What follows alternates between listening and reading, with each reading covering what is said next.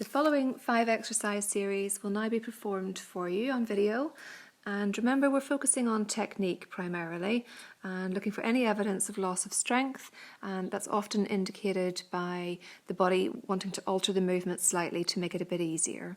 So perhaps you would find it useful to watch it right the way through before trying them out yourself. And firstly, exercise number 1 is the double leg squat, which is probably familiar to most of you, but the technique is often off slightly, so have a look at this. The feet are shoulder width apart, the shoulders are nice and relaxed.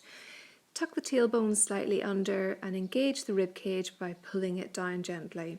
And you want to try to maintain that throughout. So lowering slowly down into the squat position, ensure your back stays straight, which is hard to maintain the lower you go. Can you keep your body weight evenly on each leg? Just check if you're favouring one leg slightly, maybe one leg is slightly stronger than the other. Keep your weight back in the heels, the knees are not going to come forward over the feet. And as you straighten up, the body weight is firmly down in the heels. You're driving up into standing by pushing through your heels. You'll feel the back of your thighs, the hamstrings, and then up into the buttocks. You'll feel those muscles at the back of your legs firing up. When you're finished and you're back up and standing, double check, is your tailbone still tucked under, the rib cage still pulling down gently, or did you lose that somewhere in the movement? So you need really good core muscle work and strength. So the muscles are firing, they're activating, but they're also nice and strong for you to maintain all those positions throughout. So repeat this only for as many reps as you can keep the form correct. It's an exercise, it's really demanding on the front of the thighs, the quadriceps, and when you perform it well, you'll give those muscles a really good workout and you'll feel the burn in the front of your thighs. On to exercise number 2, the overhead squat. Now this one is a progression of the one that you've just done, so if number 1 was challenging, just stick with it, skip through number 2, master the first one and then have a go at this one. So as before, you're lowering down into the squat as low as you can, holding the position throughout like we did a minute ago, and as you drive up into standing, you're taking the arms up together overhead. And you likely find that that requires considerable extra effort to keep your back straight, to keep your tailbone tucked under, to keep the rib cage engaged and pulling down slightly. So what are you assessing here for yourself? Firstly, can I do it with good technique, core fully engaged, position correct? And if you can, then how many can you do before you lose the technique in some way? And just make a note of how many reps you can do to start with, and you're aiming for 20 reps would be a really good performance, and you can work towards that over a few weeks if you find it difficult initially. Exercise number 3, the front plank. Again, most people are familiar with this, either on your elbows or up on your hands. So you're aiming to hold a straight line through your body from your head right down to your feet, and the difficulty is in keeping the straight line through the hip area and the pelvis, the lower back, that middle section of your body. I find it very useful to set up a mirror for this one so you can actually see the line through your hips, because sometimes it's difficult to know where they are in space. So you're tucking the tailbone under slightly, you're drawing in the tummy hard, squeezing the buttocks, pulling in the inner thighs to help you hold that straight line.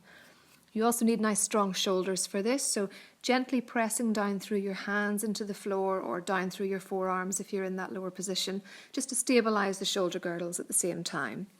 Breathe nice and steadily throughout, no breath holding, and just hold the position for as long as you can. You're aiming ideally for 60 seconds, but that's quite tough. Some of you will be able to do that straight off, but for others it could take the full 6 weeks to achieve a hold for a minute. It doesn't matter what your starting point is. On to exercise number 4, which is a side plank. So we're really just assessing a different part of the abdominal wall. It can be performed on a bent arm, so you're at a lower position, or you can come right up onto a straight arm, which is a bit more challenging. Again, draw in the lower tummy, squeeze the buttocks, pull in the inner thighs, ensure that you've steadied your shoulder, and then lift the hips up.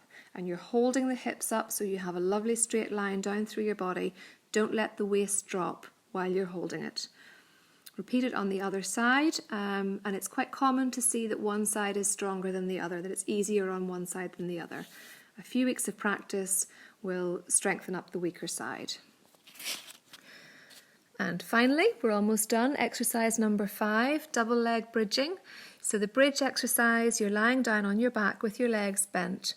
Engage the lower tummy again, drawing it in gently, and raise the bottom hard up off the floor, right up until the front of the hips are flattened right out. Don't allow the rib cage to pop up when you're doing this. So when the bottom is up off the floor, squeeze the buttocks so you feel those muscles working. Keep the tummy, the lower part of your tummy drawn in, and hold for a count of 5, 4, 3, 2, 1. Lower down with control and repeat. See how many you can do. You're asking yourself in this exercise, do you feel equally strong, left leg and right leg in the buttock area, or is one side slightly weaker? If the double leg bridging is too easy, then you can repeat this with a single leg bridge, where you're lifting up on one side only. The other leg that isn't helping you is just straight out in front.